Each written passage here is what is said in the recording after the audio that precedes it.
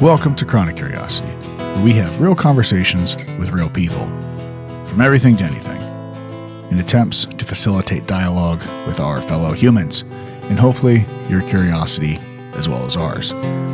If you can withstand the show, we ask, most importantly, that you tell your friends and family, but also you can pick up some merch or just donate to the show at chronic-curiosity.com in USD or Bitcoin. If you feel so obliged, you can give us a good rating and follow on whatever podcast platform you so choose. But please feel free to reach out to us on the website or the socials, which can also be found on the website, chronic-curiosity.com. And here we go. Do we get cell phone service down here? Not really, but we can. I can get you the Wi-Fi or anything if you need. I broke my phone this morning at Aldi's. Oh no! Yeah, one drop smoked it. So Kara gave me her phone just in case. Oh, okay. You know, since she could literally comment. Oh, that's right. Yeah, she's waiting. Yeah. Were you guys trick or treating in Smithville yesterday? Yeah. Okay, was she wearing a pumpkin shirt? Yes. I was like, I'm pretty sure. So I've met her once. Uh-huh. But I was like, I'm pretty sure I saw Kara. She was wearing a pumpkin shirt. She's due soon, right? And Fred's like, yeah. And I'm like, okay. Because I just saw her a couple weeks ago, and it was like progressively popped. Like she is ready to go. Yeah. I think that was adorable, though. Due on the 10th. Yeah. So, yeah. Well, I remember he was like, we can maybe make this work, you know, if she doesn't go early. And I'm like, okay, well, we'll see if we can do it, right? She wasn't waddling though. She was walking normal. Like she looked good. Like normally you're at the end and it's like you're waddling and you're miserable. She didn't look miserable. So I was like, that's promising. I'm sure he'll show up tomorrow. Yeah. Yep. She's got practice. That's Is this your third or fourth? Fourth. Oh, yep. yeah. She's got practice. Yeah. You guys know what you're doing. Yeah. So you pulled the Wi-Fi up? Yeah. So this is the password for that two. Yeah, we don't want him to. He can't miss the birth of a child. We can't do that. Yeah. So I've been. I know we talked about this. What's that? You just talk. Tony's not here to remind you rudely to introduce. Yeah. No, I mean, see, it just feels the whole introducing somebody. It feels so. I get it, Tony. I know. It just feels so rigid. Like, oh, and today we're talking to Aaron Phillips. He is a local taxidermist, and he apparently likes to have children because he's coming up on his fourth one literally any second. Right. There, is that a good enough introduction? No, so I know we talked about this a while ago. Yeah. We wanted to sit down and talk, and obviously, and I was thinking about this, that through your schedule has to be, you have to be like preparing at this point, right? To like get into like, I'm about to be hammered for the rest. Yes. And like everything is going to be just deer hides and skulls for the next 6 months or something. I don't know how long it takes. At least 3 months. 3 months. Of getting stuff in.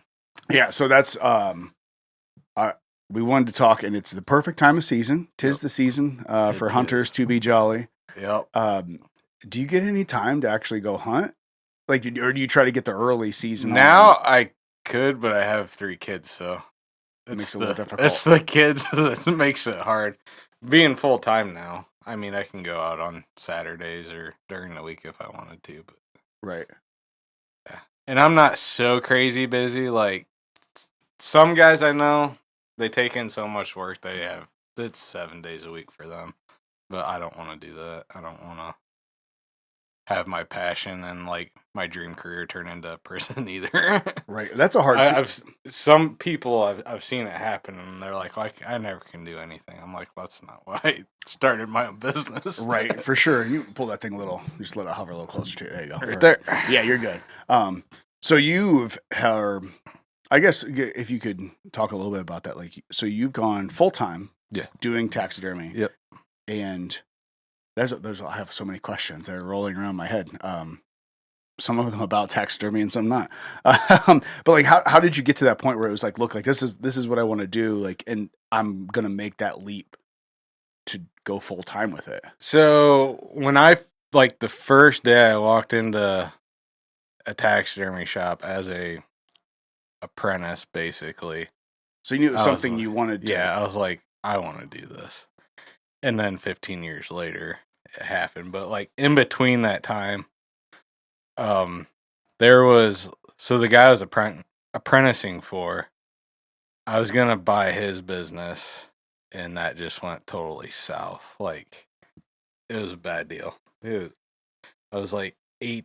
I was still in high school, and so I don't know if this guy will ever hear this podcast, but I don't really care either. So he knew my dad passed away, so I was getting Social Security, and I wanted to. I approached him because I knew he was a taxidermist, and so he kind of.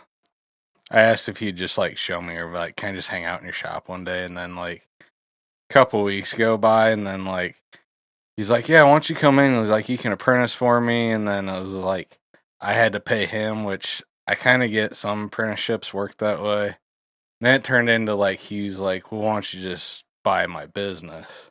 This guy also owned a hunting store that should have done phenomenal in Williams County. Okay. So there was like no archery shops, no hunting stores up around there other than Cabela's in Toledo. Right. So like There's this place, nothing out that way. No. Towards Toledo, until you get to Toledo, Right. There's nothing. and this was like on the turnpike. So this place like should have Oh, been yeah. a gold mine because there's nothing there. And so I start working for him, and then he's like, "Will you pay me like so much a month, and then I'll pay you back for the work you did?" Well, it turned into I never saw any money for like 6 months, and then if I did, it'd be like $100 here. Next thing you know, his hunting store goes out of business. He goes bankrupt, and then he was going to try to sell me this business that maybe had like 10 grand worth of work for like $100,000. And he was trying to sell He was you good his at bankrupt business. Yeah, he was good at talking. That was about it. Right. Yeah. One of those guys. Trying to take advantage of. Yeah, he was just very good at talking to people. Yeah, what was he doing with all his money? Was he like one of those people you hear like ends up being like a compulsive gambler or something like that? Like, and he just like wasted it all away? He went on hunting trips. So he just with other people's money, basically. Oh. He's like one of those New York Stock Exchange guys that Right. just like swindle people out of their money, except it's hunting trips instead of their portfolios and retirement money. Yeah. Oh, damn. Some of it. Right.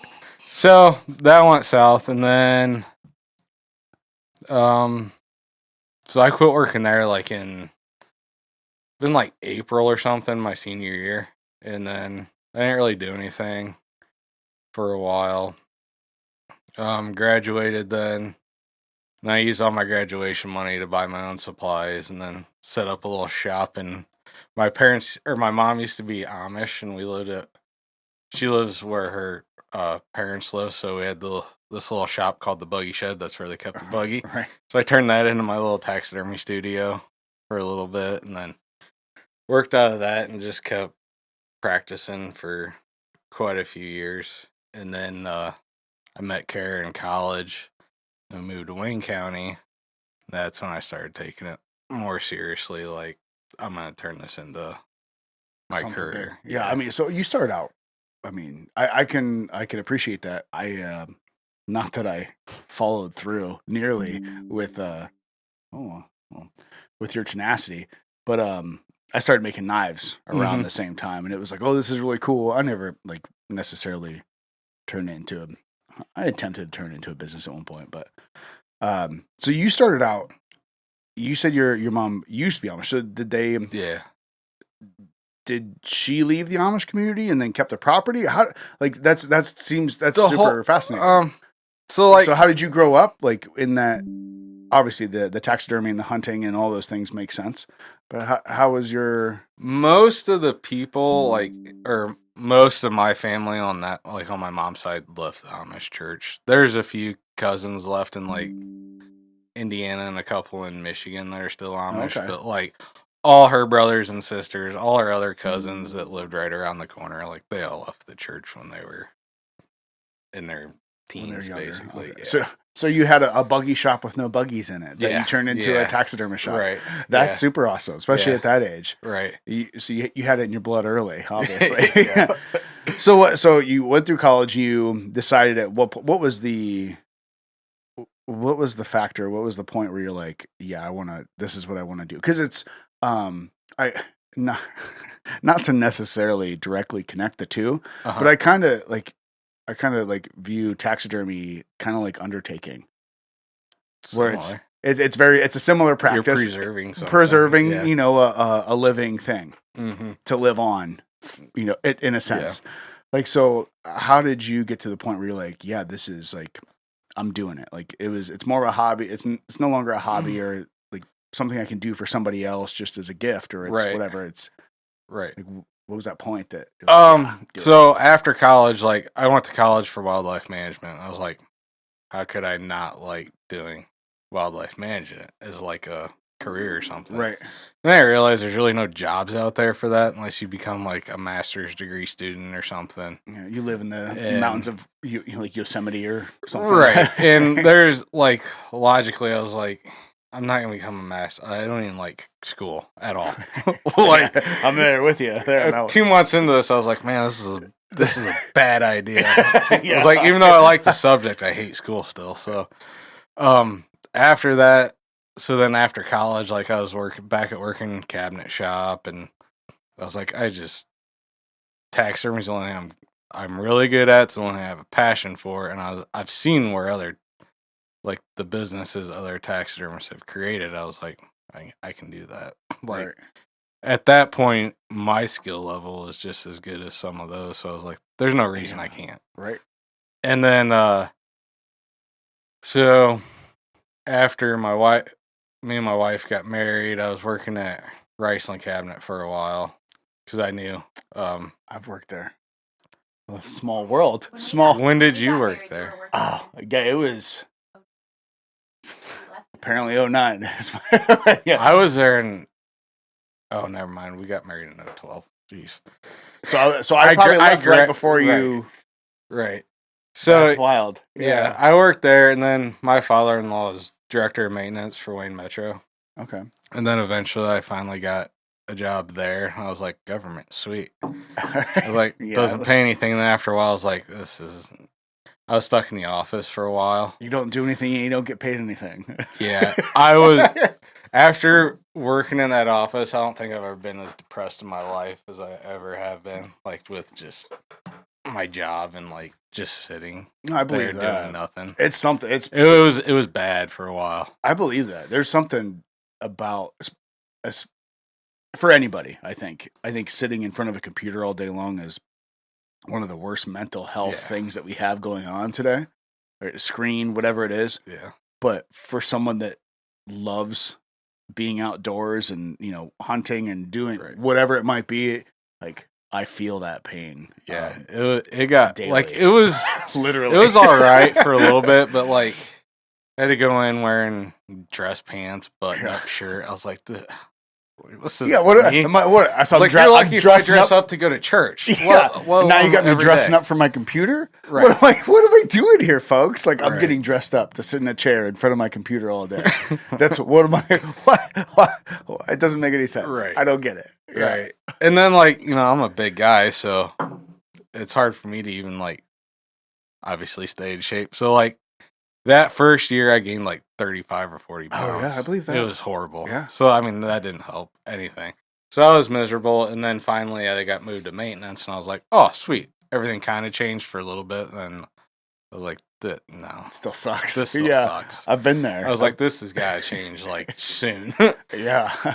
So yeah, that's when I just started ramping up Facebook, trying to get more work, and then for that first year, it got pretty stressful with me working basically every night and her in the house with the kids to finally we're just like, no, we're done. Like you're gonna do this full time and we're just gonna make it work. So figure it out. Yep. Yeah, it's something when you're going through that daily grind and I know we talk about it on the show a lot. Mhm. It's just that what day in and day out, like, what are you doing? Like, Mhm. why are we doing it? What is it feeding into our lives? Like, how is it affecting, our family relationships, Right. all of the things? And Yeah. it's like, we go to these jobs that we absolutely hate. And even like when we find a job that's like, oh, like this is a great job. Usually that means I wake up in the morning and I'm not too pissed off about Right. getting out of bed Right. and going and doing this thing that just happens to send me some money every week or 2 weeks. Right. Yeah. That just happens to allow me to pay my bills. And there's just enough free time in the evenings and weekend for me not to like go completely crazy. Right. So yeah, I found a great job. Right. It's like fuck, like we talked to so many people that's, I've never been a person that wanted to do like create something or Mhm. like build like a business. Right. And it's for me in this, it's changed in the last couple of years. I've realized like creating and connecting other people Mhm. and connecting people that like you have these people just like you. They're out there like, I just didn't like whatever job was out there. Right. Like, I'd sell cars. I'd do this. I'd do that. I was a mechanic, or I was, and there's even people that are, turning to be, these high profile, like corporate, somewhere in the corporate ladder. And they're like, yeah, this sucks. Yeah. I'm going to go start this. I'm going to go do this. And as a family, we're going to decide, no, we're going to chase. And we're not chase, but we're going to do what just makes us happy. Right. And figure out how to make money doing that, Right. and do it well and do it with passion. Mhm. And that's just super fascinating that people grab a hold of that. It's Right. like, okay, now that I'm hearing more and more people talk about it, I'm like, okay, well, I guess maybe I could start something instead of Right. sit in front of a computer screen and like Right. all day long. Like, why? What are we doing here, folks? Exactly. Like, I mean, and then I mean, if you don't succeed, you just go find another job. I mean, Yeah, they're all over the place. Yeah. And yeah, if you're somebody that has the ability to even consider and put together a business that's not run well, right? Like even if you fail at, well, there's some people that fail at business that probably are just because they fail at everything because they don't Right. put the thought into it. Right. But even if you like create a moderately okay business, you could be an all-star working a job anywhere. Right. Because it's not that hard. Like Right. just to like do things like, Right. and be able to organize. So being able to run your own business and do it successfully, it's like I have the utmost admiration for people that do that. And it's really cool to see the I don't know if it's the courage or the necessity or whatever it is, Mm-hmm. but it's being able watching people do it is fascinating to me. And I think it's encouraging. So I applaud you for that. And I thank you for your encouragement of me. Right. Thanks. Yeah, it's so I know maybe it would have been before we started recording or whatever, but I know you just did I've seen you kind of ramp up the social media stuff and putting it out there.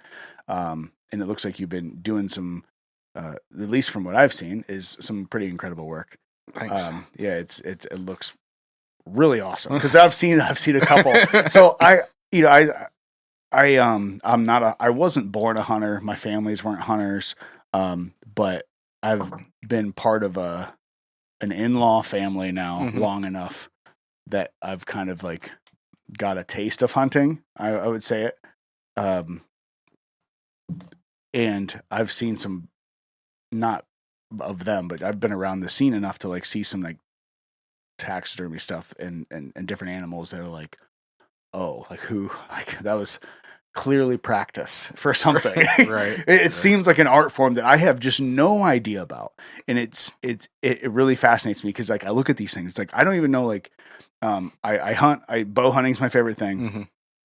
So I've never shot a deer with a gun. I've gone deer hunting with a gun plenty of times, but never have actually like, usually it's just, all right, well, I'll go to the cabin and drink some beers with my family and have fun. Yeah. And I'll walk around with a gun during the day in a vest on, like, Right. but bow hunting is what I really love doing. Yeah. So like, I'm familiar with the hunt and the field dressing and the last, I think 3 deer I've harvested, I've butchered them myself and I've probably butchered the butchering process. But it's still like food that I provide Right. from, the family. Right. And there's something that like, unless you've ever done that, it's hard to explain, Yeah. But Yep. I've always been like, as a, like, I clean all the meat and I get everything and I'm like, man, like, I wish I knew how to like tan my own hides and like preserve like all the other things that are here. So it feels like there's a part of that, obviously when you're preserving a mount for somebody, I guess maybe I'll ask this side question real quick. Do you do any type of like, I don't even know the words for it. I know they're up there in my head somewhere. But basically like preserving like the hide and everything else for customers, or do you just mounts? No, so like if someone wants we call them a soft tan, just the hide back or like a rug or something, I take that to a tannery. There's one down in Mount Eaton. I was taking everything there. Last year I started tanning some of my own deer capes. Okay. For taxidermy purposes. This year I'm tanning all of them unless I get more than I want, or if I think like I'm not going to have enough time to get these tanned or everything tanned and keep things going out the door in time too. So I might send some of those to the tannery, but it's kind of there's certain ways of doing different tans for like taxidermy purposes. I just need it basically like wet, pliable, so I can move the skin around, do what I need to do, get all the detail back into it. A dry tan for like a rug or just preserving the backside of the deer. They I don't even know what the difference in the actual tan is, but basically it's dried out and then broken back down so it's soft. Okay. So I just don't really want to mess with that, and they can do it so much better and faster. Right. So how do you process that entire skin? Because isn't it like, from my understanding, and I do this a lot, is I know just enough to sound dumb. Is it so you peel the entire skin off of the deer head and then put it like a faux skull in, like that's, and then like wrap it around that, or how's that whole process work? Because I have no idea. Okay, so start to finish. So like if I get a deer in, I skin the hide off the skull, and then I flesh all the meat off the skin, turn all that'll rot and turn into crap, and and the hair will fall out. So in a timely manner before bacteria and the rotting process starts, which is as soon as the deer dies. So I mean there is, and as soon as the deer dies, you're on the clock. Yep, we're on the clock. There, I mean you can keep them. It all depends on the temperature, but usually you got a couple days.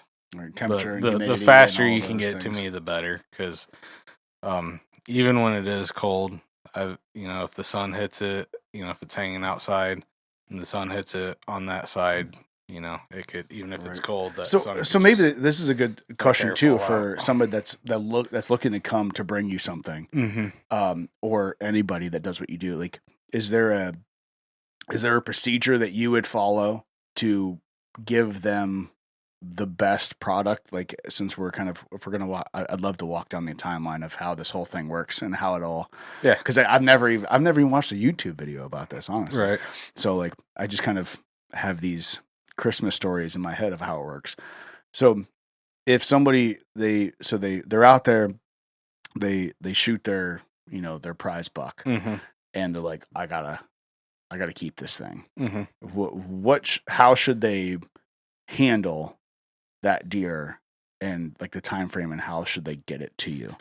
The best thing is dry and cold, because water and heat, even water and cold temperatures will still rot a deer. But if somebody shoots it and they're comfortable skinning it down to the skull, skin it, get it in a freezer. If you're not gonna be able to get it to me, so like they're like skinning the skull like off of the skull, or just down up, just everything to just like caping it. So like from behind the shoulders down to the base of the neck, and basically then giving you that whole package. Yeah, here you go, and keeping it dry and cold. Yep.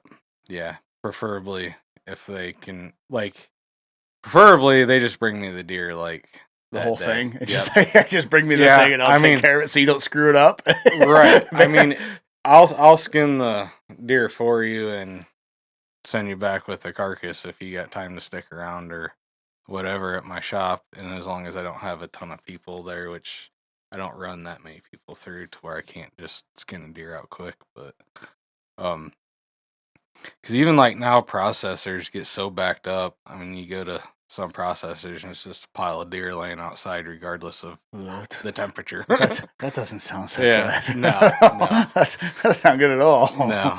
Yeah. So the sooner you can get it to me or your taxidermist, the better. And I've had some guys call me like over weekends or holidays, and I'd ask them, "Is it frozen?" And one time it was like, "Oh yeah, it's frozen." They just had it in a tote of ice. It was freezing cold, but it was rotten. Oh, It was 100% green. because all that humidity and everything. They just had Yeah, it just water creates bacteria. and it gives that bacteria space to live. And Yep. oof. Yeah, because you can. One way of cleaning skulls is just keeping them in water, and it's called maceration, and the meat will just decay right off of the skull. Yeah, all that bacteria and everything just eats away Yep. at it slowly Yeah. and leaves just the bone. Yep. Yeah, you can't do much with that, huh? No. What do they call it? They call that European mount, where they just have Yes. the skull, Yep. or it's just the actual skull and antlers. Yep. Why do you know why it's called a European mount? I haven't. It's You because know, I don't they really didn't have know. refrigerators and ice and freezers and Could be dehydrators to keep it dry. Right, probably. Back then. Yeah, I don't. I never know. Never heard anyone's talk about why it's called a Euro mouse. Yeah, you can Google that for me. This is exactly why this is called Chronic Curiosity, because I Right. like answering all the Right. questions. Because And I'm not even like this year. I'm not even doing skulls.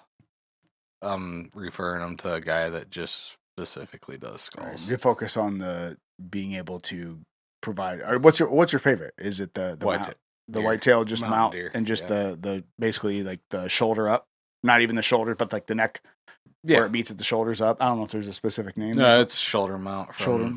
basically halfway through the center of the shoulder up. Yeah. Did you find something? The name Euro mount or European mount comes from the fact that this particular type of display was popular in Europe. It was too expensive for taxidermists to import products for shoulder mounts from America, so they did it this cheaper way instead. No shit. Euro mount. That's S- adorable. So the European mount wasn't even originally European. It's only European mount because they couldn't do it the way America did. America. Hell yeah. See, learn something new every day. Yep. So that's really all right. So we have the hunter that has dutifully heart shotted this deer within 30 yards with their bow and dropped it instantly and is harvesting all the meat, and they do a cape skinning. So it's basically just like is that including like the kind of like the beginning of the forearms? Because I know they get real skinny down there. So how far is I usually just tell everyone like from the elbow up. Yeah. And Whatever, then- is that an elbow or an ankle or whatever it is? I don't know if whatever it is on the deer, because I feel like they Elbow. have like, is it the elbow? Okay, yeah. So you peel, so they skin that all off. They process their deer and do all the things, and they bring you this pristine cape that has been beautifully preserved in a dry freezer. That would be great. Right. Yeah. So what do you do with it then? Like, how does that whole process work? So then if it's frozen, I hang it up. I got a hoist in my shop. I hang it. Usually overnight, it'll be ready to skin off the head the next day. Just thawed out just enough. Yeah. Okay, that makes sense. Yep. And then like during deer season, I try to keep my shop cold, especially when I'm getting a lot in. Basically just warm enough to thaw stuff out, and I leave everything, like if it comes in fresh and I get like, say if I got 10 or 15 in one night, which happens sometime in gun season, I can't skin and flesh that many deer in one night. Yeah. So I basically turn the heat off, keep everything on the concrete floor, and they're good till the next day. Right.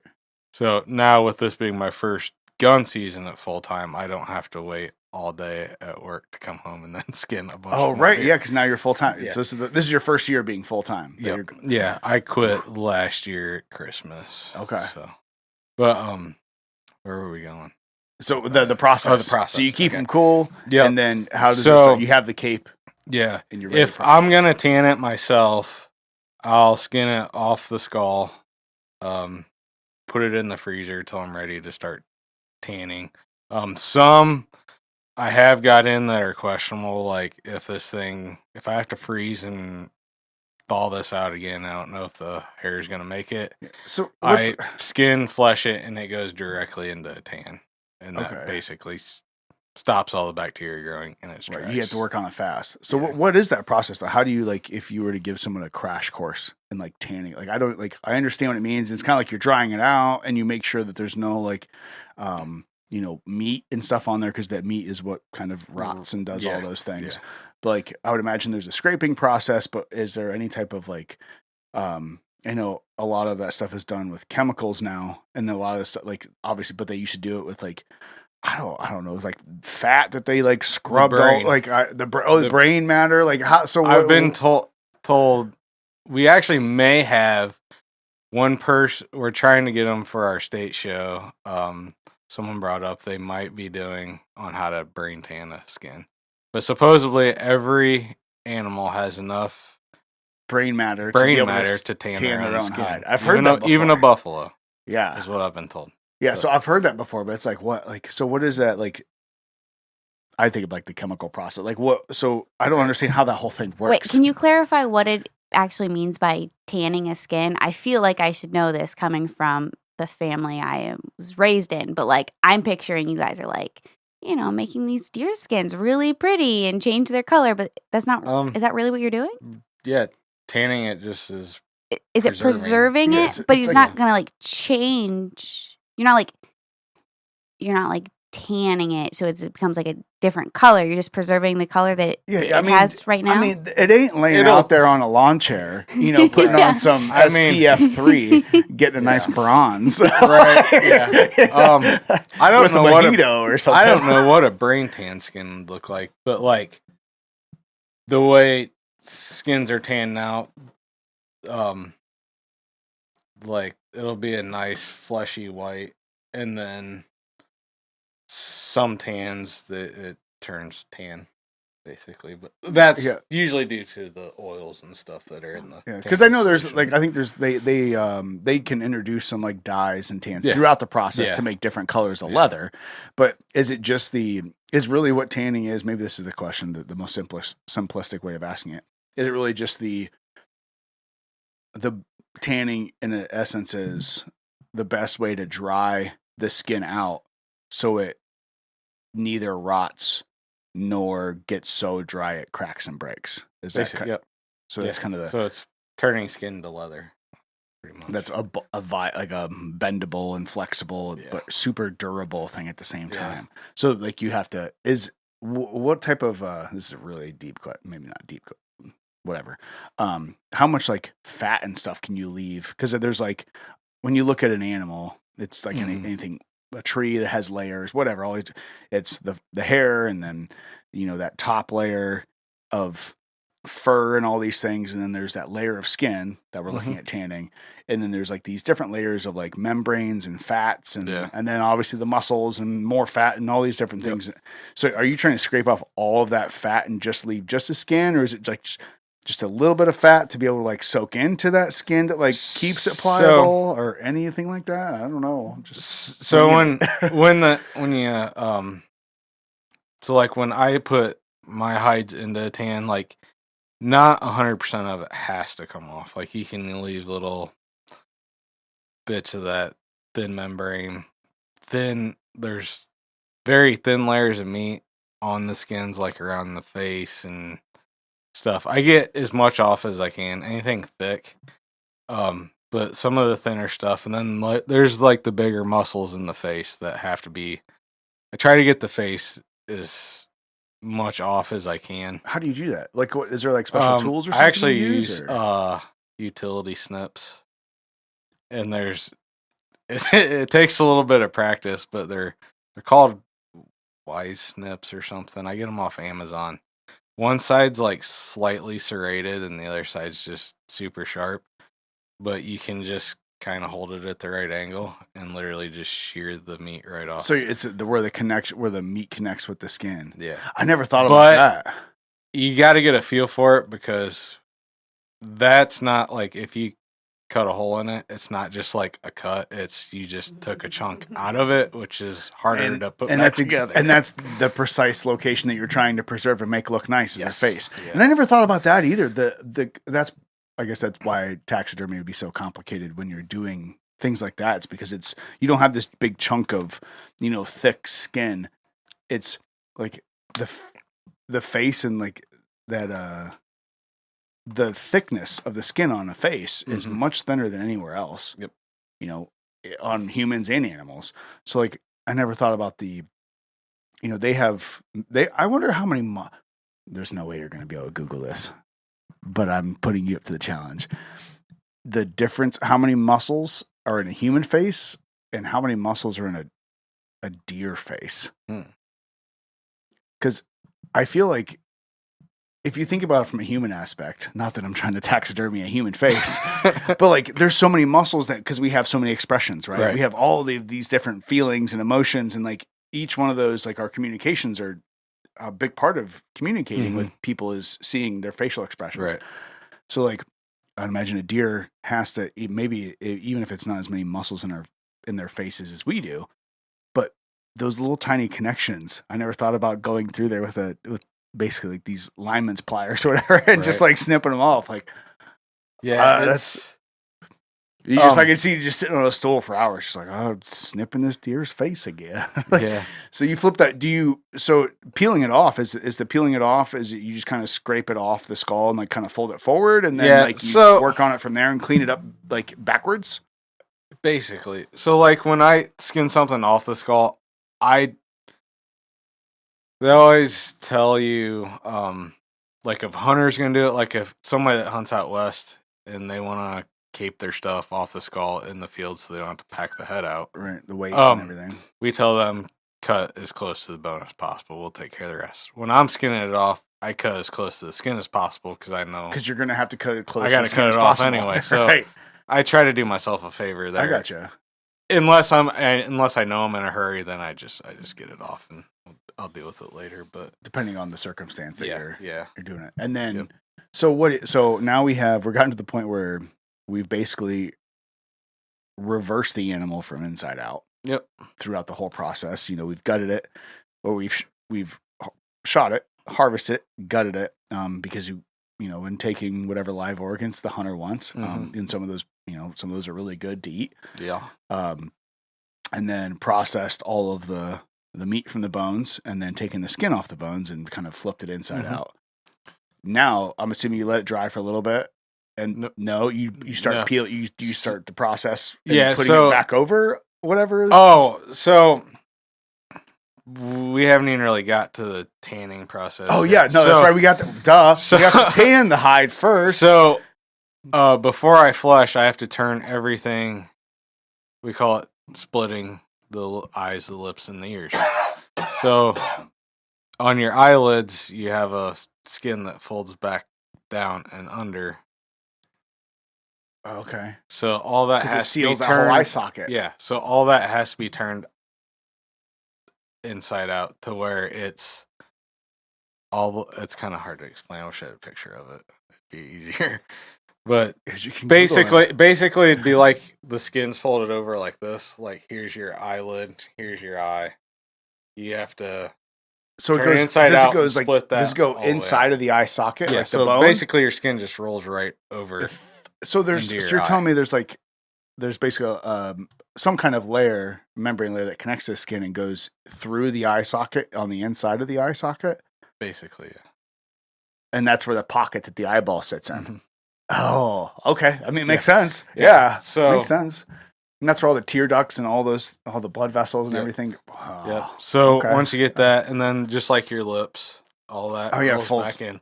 So I have to split all of that to get all that tissue out. Right, because you have to eventually think about folding it back in. later. Yep. Or starting. Same with the nostrils. I have to turn the ears inside out and split the ears.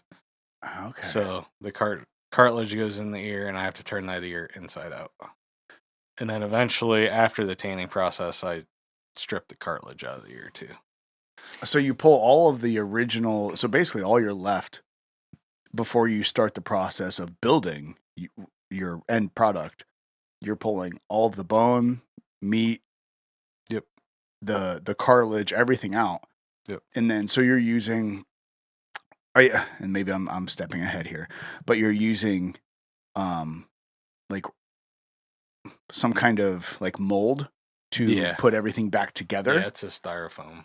So how do you pick that? Urethane. Because obviously there's different animals that have different like feels and looks, and how much of a practice is that to pick like, because are there different molds? Oh that, yeah. Like, oh yeah. okay, so Yeah, like I would imagine like a hunter lot. would get his deer back and be like, well, that's not exactly his facial structure. I know the 12-point I shot, and that don't look like it. Like so like how do you pick that? Because that's almost an art form in itself, is like finding the facial structure and like being able to find that perfect like frame to rewrap it around. The way technology, so the white-tailed deer is the most mounted animal in the So they US. probably got all types of fun stuff. Yeah. So I mean, you basically just there's some good supply companies, and then there's some that aren't the greatest. But like we're fortunate enough, we got one, if not two, of the best in Ohio down in Killbuck. Or in the country down in Killbuck. Oh, Killbuck So is it's there. nice. So they what do they do? Do you know? I don't know. Obviously, I'm asking. I'm just. Do you know how they like? Do they do any type of like? And this might be way ridiculous, but like digital imagery of like the deer heads they get in, or like how do they choose like how to form their structures, like and how to form the sculpted, and it's all hand sculpted. Yeah. Oh, geez. So then they just hand sculpted, casts, all kinds. Oh, okay. So they find like a general size skull. Yeah, like, those and then guys start are casting them and forming them, and insanely smart when it comes to anatomy. that's really interesting. So then you can just go and be like, this is about like. So how do you compare? How do you go from the deer that was given to you and the form that you want to use to rewrap that skull with? So like, I take two measurements, one around the base of the neck and one from the front corner of the eye to the nose. Okay. Sometimes I don't even use the face one. It's just there's certain measurements, they almost always coincide with the other one. That makes sense. If I was getting real critical, maybe on a competition piece, I might take all different sizes into factor, but to really get to capture the. Yeah, most times it's always almost spot on, especially with the good form makers. And there's a decent amount of them out there, but like I said, the ones I use are all in Killbuck. So their heads seem to be a little smaller, so I got to do some things with that to make those fit a little better. But they're both really good, and so it's turn out really nice. So it's either way, it's a starting point for you. Yeah, and then you still have to. You just kind of got to read the skin. You got to work your magic a little bit. You got to read the skin. You got to read the skin. He said, like as if I know what that means. No, I get it though. That's super cool though that you've been able to do it enough. Ooh, so you've been able to do that enough to be able to read the skin. How many animals do you think you have preserved over the years? Probably 400. That's a pretty good amount. Maybe. I don't know. I've never thought about it. Like I've kept track because I've kept records of everything, but I've never counted it up. But probably around 400. And those are obviously, I would imagine, mostly whitetail. Yeah. What other do you enjoy doing? Anything else? As far as like I don't like doing birds. I can imagine those would be difficult. Yeah. Easy to Wait, pluck. what but- kind of bird? Oh, like turkeys? Yeah, I don't like. I was doing just any picturing, like, type of bird. Yeah, well, crows or he's, like, something. he's over Yeah. here like Dumb and Dumber. What's the bird's name? Polly? Was it Polly? You gave our dead bird to a blind kid? He took care of it. Right. I did see an otter. Right? Did I see an otter? did on an there? otter? I've done a few. Oh, How many Wait, did can I? I can't pull it up here. I was going to. There's no screen for me to. Is it? Maybe try the other way. It might be backwards. I'm gonna get messed up. So you've done an otter? That's I did. When did I do last year? I did 2 otters last year, I think. I've done 3 altogether. are those from Ohio? Yeah. Oh, Yeah. that's super cool. Now I have to see this. So we got to fix the screen real quick. This actually was this is a store pick that I've had for a while. It's a single barrel. Mhm. And it's much better than what it was originally. Is it? Yeah, it's aged a little bit, and it's. I'm like, wow, like I'm glad I kept this back there because it's really good. Have you ever had Caribou Crossing? Sounds familiar. It's good. It's kind of got like a smoky flavor to it. You know, the smokier flavor guy. You like the smoky flavors? Like, are you a Scotch? Do you like Scotch? I don't know if I've ever even had Scotch a is real smoky. Like it. Well, there's some Scotch out there that can get real. It tends to be a little smokier. Yeah. So if you like that smoky flavor, it's almost like a. There's some Scotches out there that are. If you like cigars, like it's almost like. It's like having a liquid cigar. Really? Yeah, Huh. That's how I would view it as. Gotcha. But it's some of the Scotches are a little smokier and they get a little wilder. And I'm okay with a little bit of smoke, but it's not my deal. Yeah. But this turned out really good. So otters. So this was. Oh, it is cute. That's super cool. I'd have to hang like a lake picture behind that or something. That would look sweet. Yeah, like a little painting that like in right about halfway in between is where the water level's at. So it's like looks like it's diving down in it. That's phenomenal. So were these? I can't remember if I asked you this. We're recording these from Ohio. Or? Yeah. So I guess I didn't even know like otters were legal to be harvested in Ohio. I guess I didn't even know otters were in Ohio. Yeah, that season opened. I forget when. Is it more recent, like fairly recent, or Yeah, within the last. I want to say maybe like 8 years. Okay, so that's fairly recent as far as hunting goes. Yeah. Yeah. That's gorgeous. That's one I did for competition. That one right Yeah. there. Oh yeah, he's trying to get a smell of something. Oh, with the American flag on the back of it. That one That's I did cool. for that's actually a customer piece. He wanted a pedestal with it looking up. And that was the only pedestal piece. Like typically once you get to a certain level of competition, like you want to do a nice pedestal like that. And that was the only one I had, and I didn't really have any of my own stuff to do. Typically I like to do my own stuff for competition, but Right. just because there's so much more time involved in it that you can't recoup that. Right. No, Yeah, that's it's more not of an possible. art. That's more of an art thing at that point. When you're Yeah. trying to get your business off the ground, Right. You know, you don't have time necessarily for art, right? Yeah. It's a beautiful. So he brought you the head, and then you did the pedestal, or Yeah. Okay. Yeah. Is that an albino raccoon? Nah. What is that's that? more of a blonde. That's a blonde. Oh, I mean, is this? It wasn't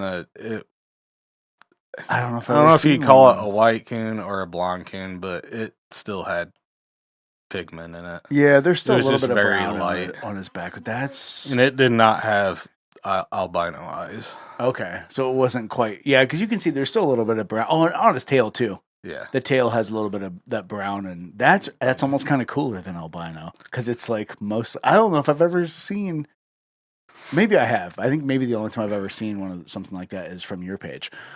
Because I feel like I may have seen something from your page before too. Are those that common? Like that's you don't see too many. They're not super rare, but I mean So they're uncommon. You've seen enough of them. They're I don't think they're as like uncommon as piebald deer, stuff like that. Right. It's incredible work. That lad, he's a good looking fellow there too. Oh, That's the other one. That otter is also very cute. I made that awesome. whole rock by no kidding from scratch. So how can you go back to that with the? So how do you do that? Is that off of like a styrofoam form or something that you like paint and like how do you make all that? I poured a bunch of styrofoam to shape it, and then I covered it in a mache. It's kind of a mache design for doing rocks and stuff. It dries super hard, and you can really get some pretty good textures and stuff with it. Yeah, that's super awesome. And then I painted it with I just use acrylic paints and mix it with water to more or less do a wash instead of like real heavy paint. Right. Where'd you get the? Did they shoot that otter or did they like trap it? Trap. Okay. I would imagine and then, that's enough for my okay. That's enough for my imagination. One of them, I forget which one I did over the years. Some stuff like that you'll find with. It's not the person that brought it to me that did it, but sometimes you'll find birdshot or duck shot in it. But it rarely penetrates deep enough to even do anything. But I forget which one. One of them had birdshot in it. Now, do you think that's someone that tried to shoot it before? It's a good possibility. And it just didn't succeed. It's like finding buckshot in a deer you got with your bow. Yeah. Right. Like it's like, or like I've even seen there's slug wounds where a deer will survive a slug wound. Oh yeah.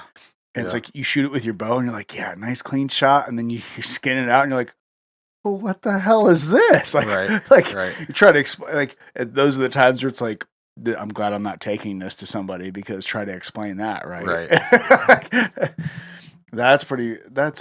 So is it? I guess maybe this is a question you don't know either, but oh man, those are gorgeous.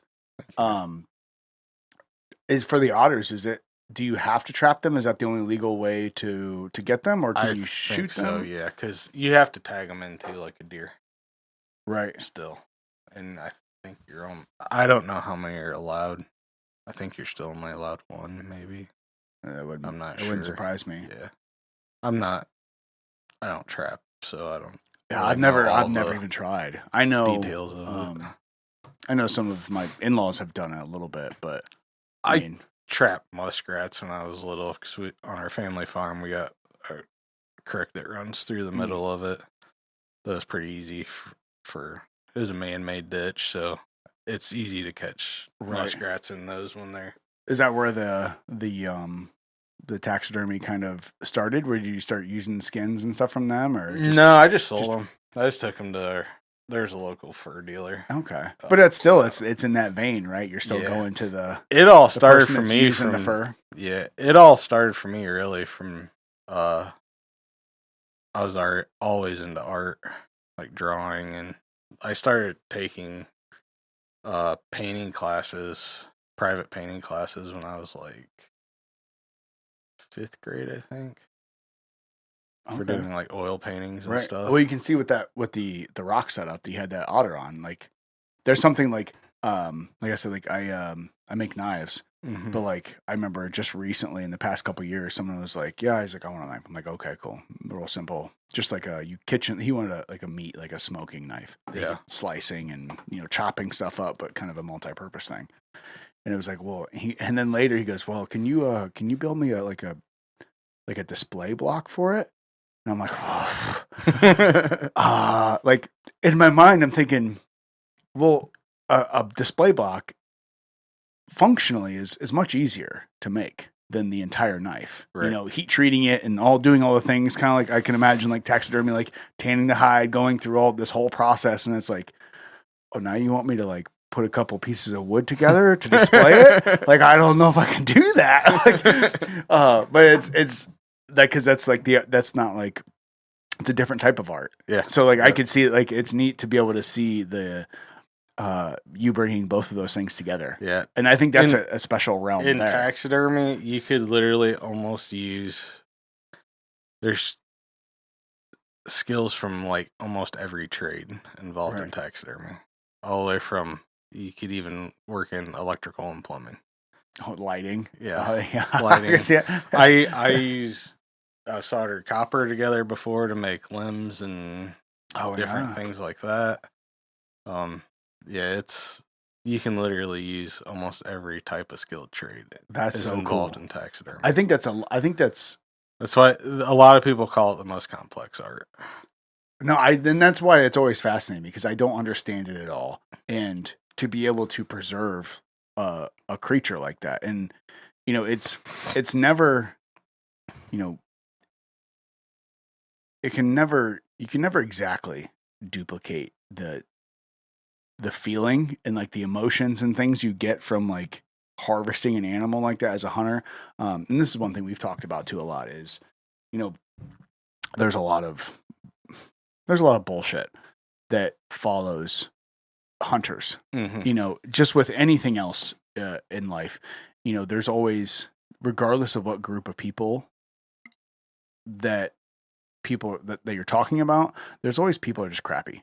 Yeah. Like, regardless, there's crappy hunters, there's crappy cops, there's crappy this, there's any end of the spectrum. But like, for the most part, like, one thing I think a lot of people don't get hunting is that most of these people out here are doing their absolute best to consider, wildlife management and the health of a population of animals, and, how to harvest that animal properly and safely and, humanely. Mm-hmm. And, it's, if you're, I get arguments for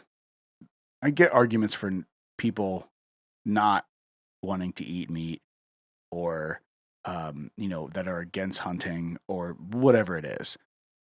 I get it. But if you're against hunting and you also are upset when a bear or a jaguar or a mountain lion or whatever it is eats your kid, right? I don't know what to say. Exactly. Yeah, because if we're going to mingle with these animals, we have to understand how to do so. And I think most of the time, hunters appreciate that more than anybody. Yeah. That it's, look, like, this is something that I'm going out to gather for my family, and I'm feeding my family. Right. Also, guess what? It's a great time too. It is. Like, it's a great time, but part of that comes from, like, there's no better feeling to me after being able to harvest a deer like that, especially with a bow or something like that, and then throw a steak on the grill and feed your family. Like, there's just, I don't know how to explain it to you. Right. You only get it if you've done it. Yep. But like, so being able to kind of preserve that animal and being able to, it's not like and there are trophy hunters out there. That's just all they do. Whatever.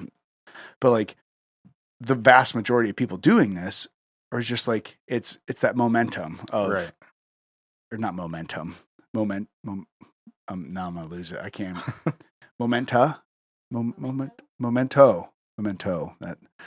that memory, of like, like, this was that time, and I just happened to come across this, and typically, like, for the most part, when people are, at least I'm assuming here, but for the most part, when people are coming to you and getting things done and getting mounts and these different types of animals preserved, it's because it's like, oh, this is not the typical creature that you come across that belongs to the species. It's, oh, this is just this giant buck he survived it all. But I just happened to be the hunter that outsmarted him. Right. Like, these deer and all these different, creatures that were like, are so majestic, like, they don't get that way because they're stupid. Right. Like, they're intelligent creatures, and it's kind of being able to, I guess, honor what they are, and like in the process and everything else. So I think it's important. Yeah, it is. So there's some fun facts about otters in Ohio, but this is otter trapping in state public hunting areas without a special beaver otter trapping permit from the Division of Wildlife is prohibited. The Ohio Division of Wildlife will conduct controlled trapping on a number of publicly managed areas. So they do like a lottery for those Yeah. things. That makes and, sense. That makes sense. The season is December 26th through the last day of February. And certain zones, you can only like bag one, but other zones you can bag like up to two. That makes sense. That's kind of how deer hunting is too. Depending on what your zone is and where you're at, you can have more of one or less of the other. And they're trying to. It's all about trying to balance the population, right? And make sure we're propagating a healthy, whatever environment for these animals. And it's important because it's like guess what? Like if we're gonna be here, then we have to be able to figure out how to live with these creatures and with our environment. And and I think that's I saw, it was funny. I'll way off the side here. I saw a video the other day of supposed environmentalists spray painting, not even spray painting, like they were literally just like shooting like hoses of like paint on the windows of a Rolex place in the city. And I'm like, right, well, so you're an environmentalist that lives in a big city,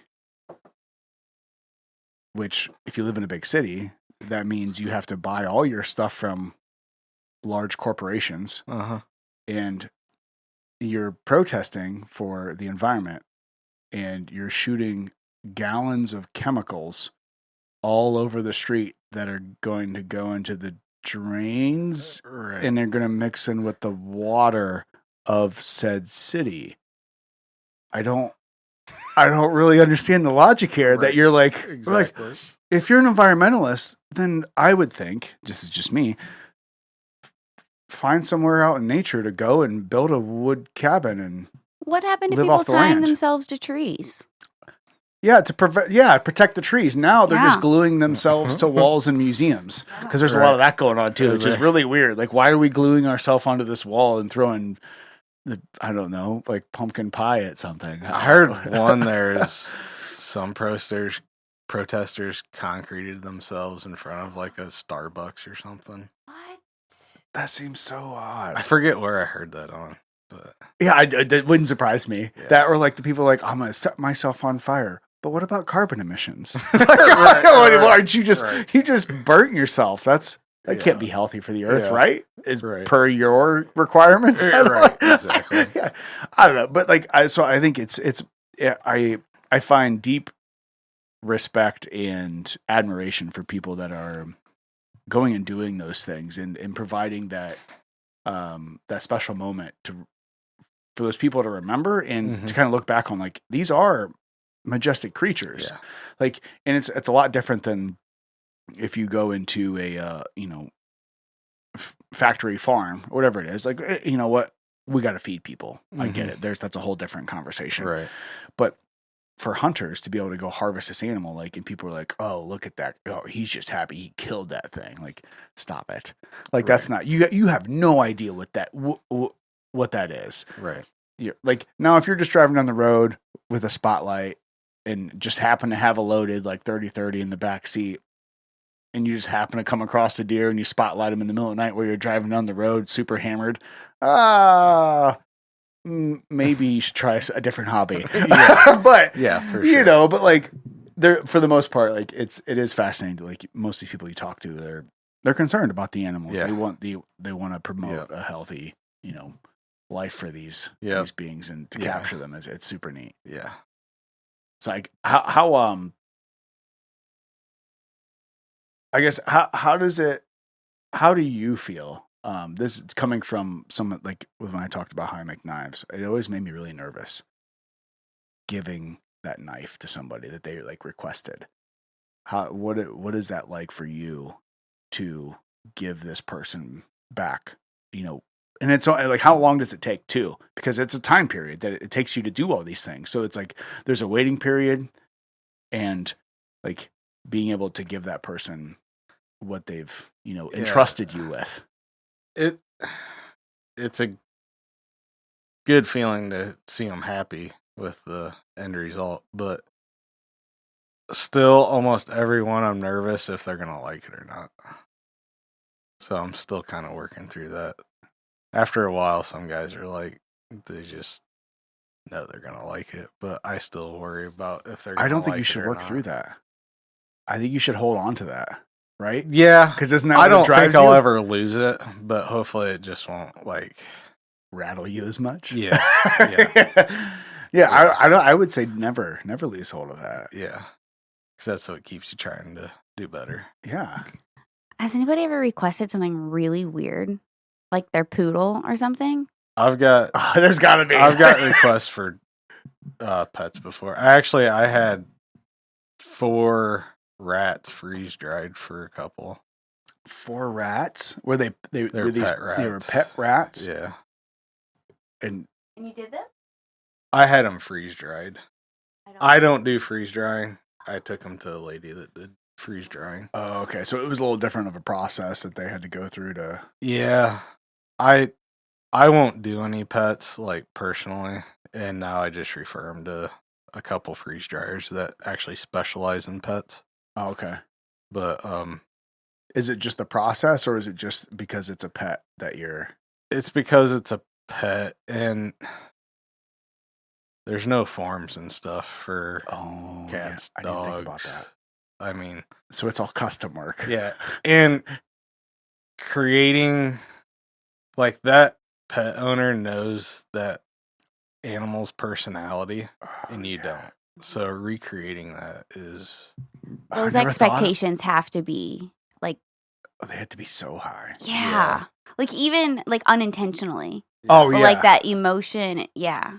And then I think That'd you be I think you hard. dodged a bullet there, of Yeah. never Yeah. traveling down that road, because I get it now. Because I'm like, Yeah. well, why wouldn't you do it? Oh, yeah. Okay. And Like, some of the people I do know that will do pets, they'll only do them sleeping that would make sense too. because You can't see, yeah, because isn't it weird about something about the creature being able to try to capture their, them Mhm. alive? Right. Like, that's The only, I guess I wouldn't say I would never do it.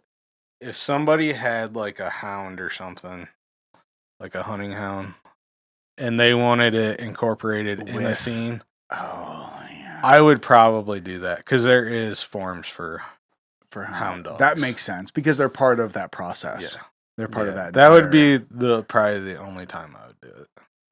Yeah, I don't blame you for that. And then even if not at that moment, maybe I would have somebody else just do the dog for that piece and then incorporate yeah, it. I can't. I would have to see kind of.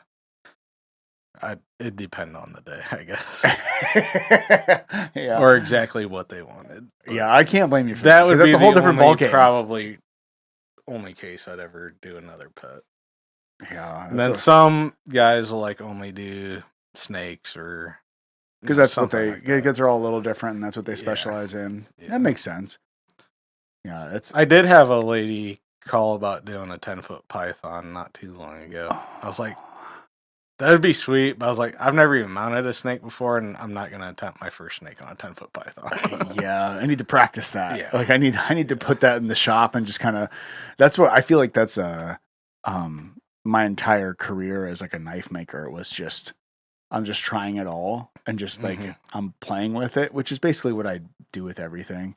Hell, even this is the podcast. Like I'm just like 70%, and then maybe sometimes I get to 80 or 85%. And it's like, this was fun. But but a lot of the fun experiences at the same time are people from like, hey, can you do this? I'm like, ooh, I don't know. Maybe. Mhm. Like, get back to me in a year or two and I'll let you know. Yeah. Like, I'll give it a shot. Did you see the baboon on there? Baboon. Yeah, that was.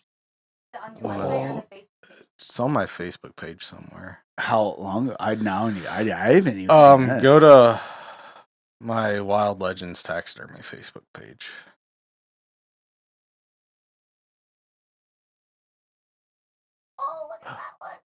Oh, well, that's sad because it's probably a little baby deer, a little fawn.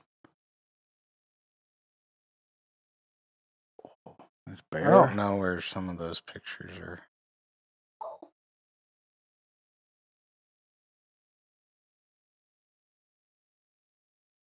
Impala. Yeah, there's some neat creatures that I think a lot of people don't realize that live in the United States, whether or not it was, originally from here, like quote unquote. But there's a lot of neat creatures that have been brought over and introduced in different environments from different countries that hundreds of years later they just still happen to have a population. Yeah, that's not my work. I don't know. I wonder if that was a picture I just saved. Oh, it might have been, yeah, just from the.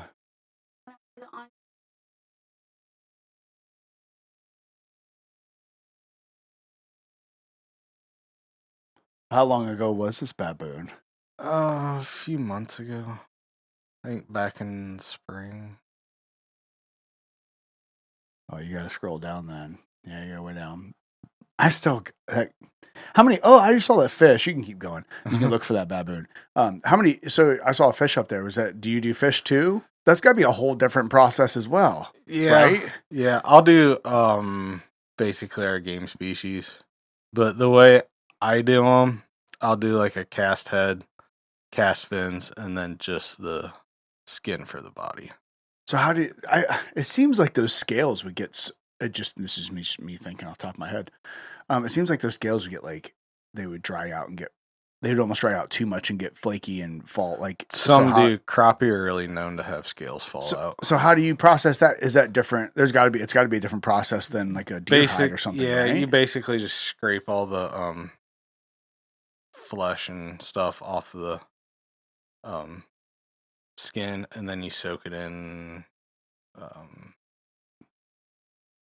denatured alcohol. Oh, okay. And so would be so if you found this big old fish in the place that you wouldn't expect it, going back to for the hunters and anglers right out there, like what's the best way to preserve a fish? Is it because I can't imagine it's dry. Is it dry and cold as well? Because or is it wet and cold because they're fish? Wet. And cold. So typically what I'll do, some guys will just bring them to me frozen in a bag. I'll get them out of the bag and then take a damp towel and roll them up in that, and then rehydrate them and then freeze. Oh, okay. Yeah. And then that keeps them from freezer burning too. I could see that because their scales are kind of hanging out there and get oxidized and freezer burnt. The fins and. Oh, that's a good looking fish too. Yeah, so that was a skin mount with a reproduction head and fins. Now, do you like you have to coat them with something like a vernier, vernier? That's not even the right word, I'm sure. But like just clear coat. So it's like it's a coating you have to kind of. There's you can kind of use different ones. They actually out of the supplier they have what they call fish gloss. It's just I think thicker and super glossy. Oh, okay. Oh. So you did that baboon? Yep. So this is February 15th. What? So I needed to know the story. How does this come about? That was from Africa. Father and son went on a safari that they got at an auction from a Whitetails Unlimited banquet. Okay. So they both shot a wildebeest, an impala, a warthog, and then the dad shot a baboon, and then the son shot a vervet monkey. I still have to do that, but there's a big hole in that one, so that one's kind of on the back burner for trying to patch it up. Yeah, there's no patching it. I'm just trying to figure out how to mount it in a way that you can't really see it. I didn't even realize that those were like, I mean, I guess over in Africa, you could probably pay enough money to hunt anything if you wanted to. Yeah, those are actually really common in Africa. Yeah, and I've heard those things are They're mean. Mean as Yeah. fuck. Yeah, it looks mean. Like, look at those things. I wouldn't want to. And that the fact that they have opposable thumbs, that makes them really scary because then they can grab a hold of things. Like, no, thank you. Yeah, and then I made that tree all out of PVC and That's really awesome. Mache. That's where that art piece comes in. That I wouldn't be able to do that. That's not. There's no way. That's so cool. Like, and you're really like melding two wildly different forms of art together. Yeah, and that's impressive. yeah. Like, that's impressive. Like, you should. I wish I had the very bottom of that base on there. I don't think I did in those pictures. That's so wild. But I incorporated, so I got all the skulls back with them. So like the wildebeest and stuff. So I just basically smashed them up and then incorporated pieces of the skull in the very base. So of why it. why is maybe that's another question too. I'm thinking is why can't you use the original skull to form that form? Is it You could.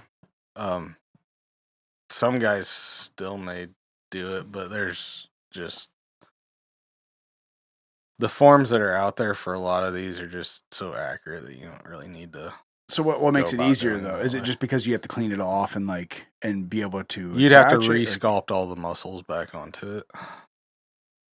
Oh, okay. So what the forms that you get have like the muscles sculpted onto it, so it Yeah, because the muscles give it that facial structure, yeah, and the skull is right. a lot. It's bare bone. Yeah, It's literally bare bones. yeah. Okay, so that makes sense. I never thought about that. So Yeah. it's because of the muscle structure. When you wrap the skin back over it, you have to have the muscle structure on the skeleton to make it look real. Yeah, That makes sense. Yeah. Okay. yeah. That would, that'd be a lot. So it'd be a lot more work to like try to sculpt the muscles back onto its own skeleton because obviously the muscles can't last. Yeah. That makes sense. Yeah. Okay. There you go. See? These things make sense. Years ago when taxidermy first started, that's how it was done. Right. Because what else are you going to do? Exactly. Yeah. What did they used to like do, like plaster or something over top of the Yeah. skull and then kind of form it and then wrap the skin around it? Is that would be Yeah. okay. That'd be a lot more work, right?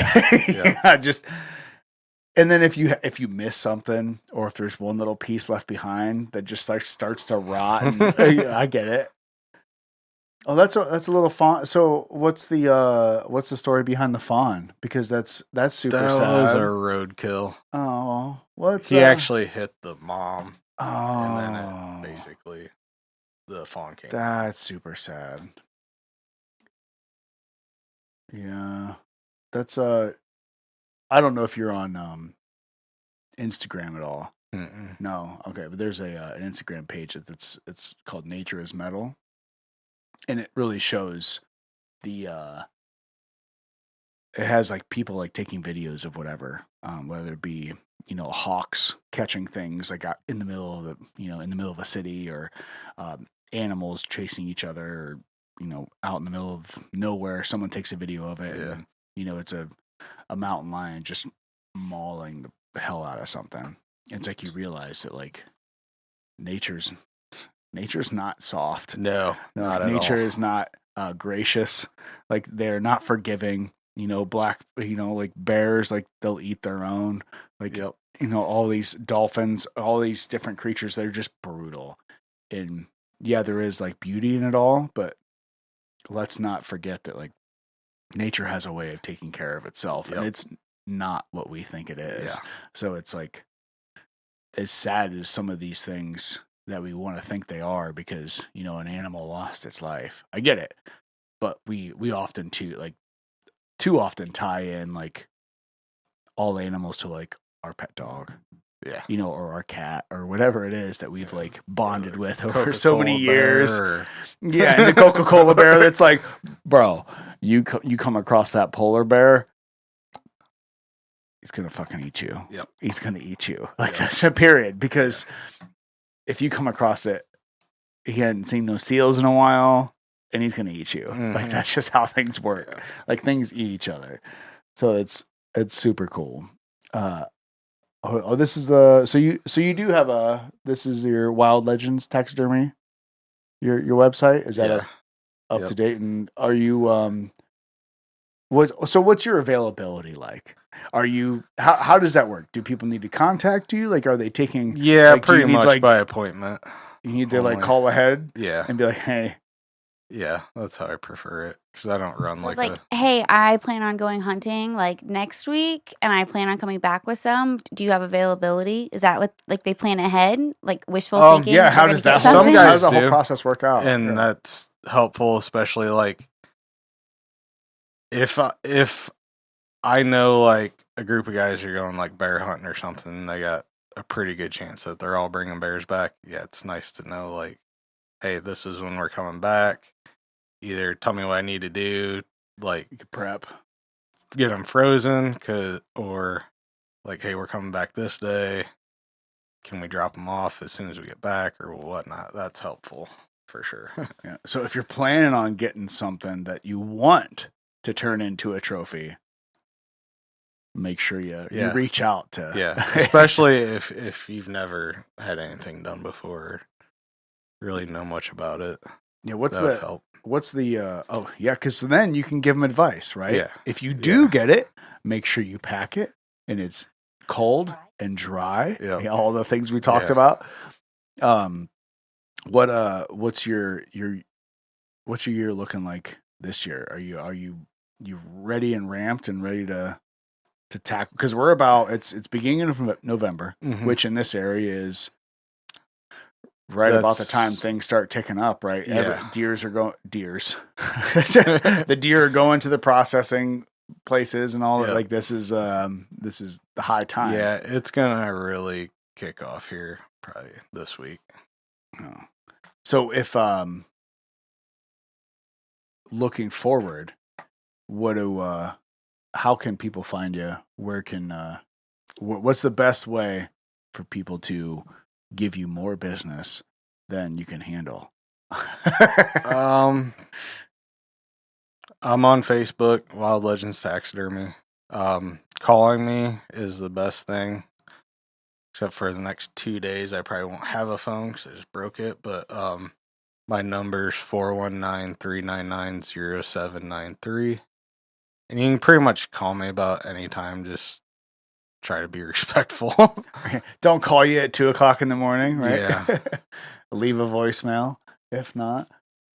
Yeah, it's and I know you mentioned earlier that you're about to be a father of 4 instead of 3. Yep. So all the things all at the same time. Yep. Yeah, it's gonna be a wild couple weeks here coming up. Yeah, this is the worst time of year. Yeah. Yep. But at the same time, I can't help but maybe I'm just too optimistic about this is maybe the best time, right? Right. Flooded with all of the good things. Yeah. Yep. For sure. Well, Aaron, I really appreciate you coming on. Thank you. I could probably think of plenty more questions to ask you Right. about taxidermy, but it's a really neat craft and art form that I think it's starting to come back. Maybe not necessarily the art form, but what surrounds that art form. Yeah. Being able to bring ourselves and kind of going back to hunting and fishing and kind of what ties us into the actual environment and reality Right. around us. So I think people like you are increasingly important Yeah. to be around. Not only so people can, hold on to those memories, Mm-hmm. and respect the process and the animal that they've harvested. But as a reminder to other people that aren't connected with this, they go to the grocery store and, pick up their pre-made hamburgers and patties. Right. I like pre-made patties because, I don't have to make them and I can throw them on the grill, but still like understanding where those come from and being able to connect the meaningfulness behind all of that, I think is more important than ever.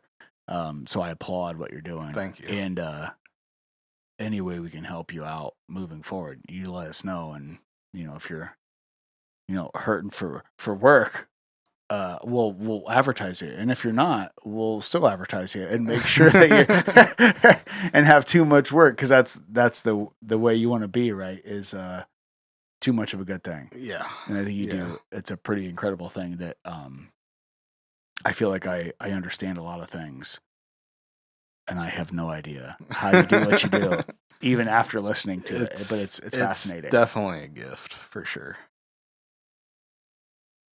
And I think you appreciating that and using it is important. Yeah. And it's super cool to see it and to be able to witness it. Thank you. Yeah, I still can't really believe I'm doing it for a career, honestly. It's pretty crazy, but that's the awesome part of it is, we've talked to so many different people doing different things. And if you're enjoying what you're doing, like I don't know what else to do to feel awesome for you. Right. That, because that's awesome to be able to end in a place where you can do what you want to do. Yeah. And you have passion for what you do. And I really appreciate it. It was crazy. Like the first couple months, it still felt like every day I was like blowing work off to work in my shop. Now it's finally starting to like feel more normal, I guess, a little bit. So doing what you do and have passion for it. I appreciate it. Yeah, it's pretty sweet. Hell yeah. Well, thanks for coming on, Aaron. Thank you very much. I appreciate your time. And we'll have to catch up maybe once you start, do more baboons or something. You got something crazy you want to come and hang out and show us. You're more than welcome. I got some bears in this year, so. Oh, okay. Well, I'm for the first time in the last couple of years, like I said, I'm a bow hunter. That's what I like in my heart. But I am going down to West Virginia to rifle hunt for the first time ever. Oh, nice. And I guess that they can stack them up down there. I'll fill the freezer if nothing else. And then I've never shot a gun at a deer. Like I said, really? I've gone out with a gun plenty of times, but I've never gone out with a rifle because Ohio we can't use rifles. Right? Yeah. So it'll be interesting. But if I happen to come across a mounter, I'm not afraid. So I'll give you a call as soon as I can if I do. Yeah, that'd be sweet. That would be sweet. Awesome. Well, hey, keep us posted. Keep on feeding the work so we can watch you to grow and doing what you're doing. And I really appreciate it. All right. Thank you very much. Man. Thank you for joining us today. Remember, check out the website, chronic-curiosity.com, to join us at the forum, have some fun, interaction, pick you up a comfy t-shirt, or if you just want to support the show and donate, all that is on the website as well. Thank you. Until next time. See ya.